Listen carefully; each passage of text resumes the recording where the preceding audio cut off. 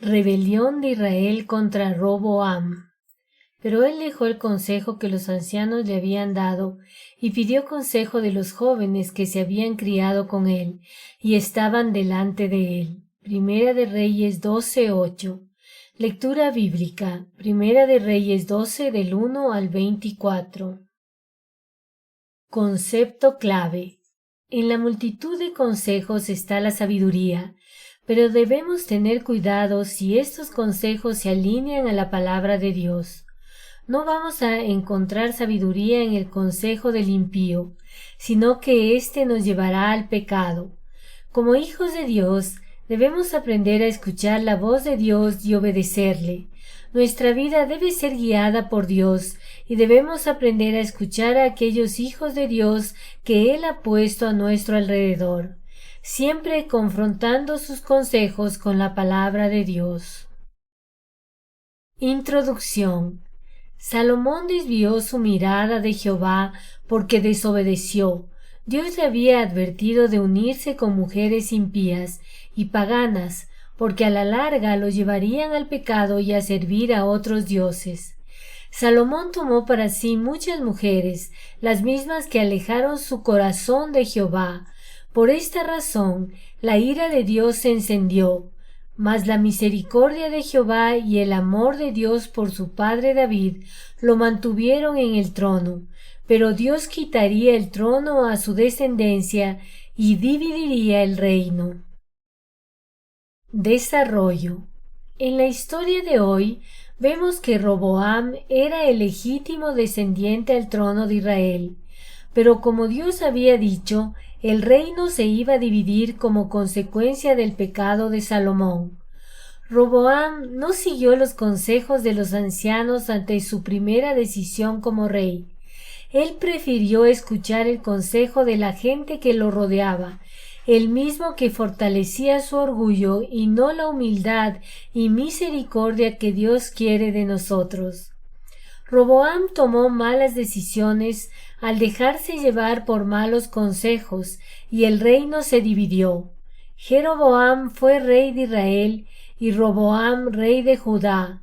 Dios cumplió lo que había dicho por la desobediencia de Salomón, mas su misericordia y fidelidad con David mantuvieron a Roboam como rey de Judá.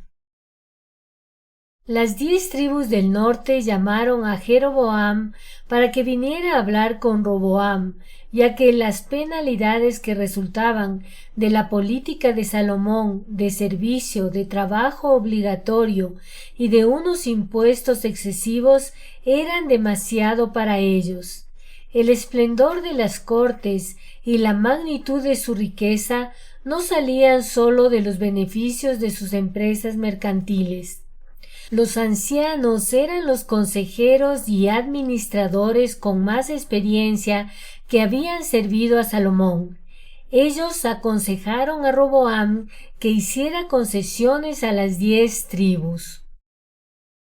Pero los contemporáneos del rey, que eran conocedores sólo de la vida cortesana de Salomón, recomendaron que fuera más duro con ellos, para fortalecer su posición y su orgullo, lo cual ocasionó una rebelión. En su soberanía, Dios usó la insensatez de Roboam para cumplir la profecía, y por medio del profeta, Dios mandó a Roboam y a su ejército a no invadir Israel. Dios en su juicio había ordenado la división del reino, de modo que atacar a Israel era oponerse a su voluntad. El reino quedaría dividido. Israel, que eran las 10 tribus del norte, y el reino del sur, que era la tribu de Judá. Conclusión. Dios es soberano y su plan se cumple.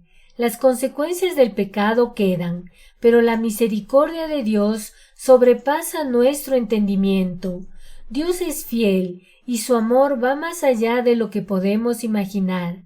Así que no podemos dejar que el pecado ni el escuchar a malos consejeros nos alejen de Dios. Debemos vivir en dependencia absoluta de Dios, aferrados de su mano y con la mirada firme en quién es Él.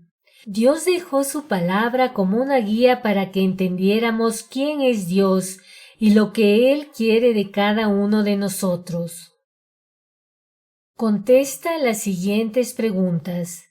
¿Quién era el legítimo descendiente al trono de Israel? ¿Roboam, Jeroboam, Adoram? Roboam fue rey de Israel y Jeroboam rey de Judá. ¿Esto es verdadero o falso? ¿Quiénes eran los consejeros y administradores con más experiencia que habían servido a Salomón? ¿Los contemporáneos del rey? ¿Jeroboam? ¿Los ancianos? En su soberanía, Dios usó la insensatez de Roboam para cumplir la profecía. ¿Esto es verdadero o falso?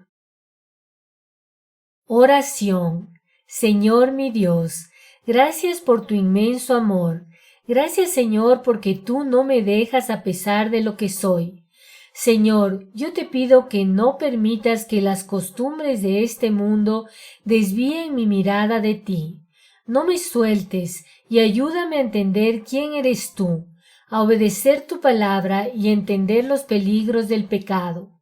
Señor, perdóname porque te he desobedecido. Limpia mi corazón de toda maldad.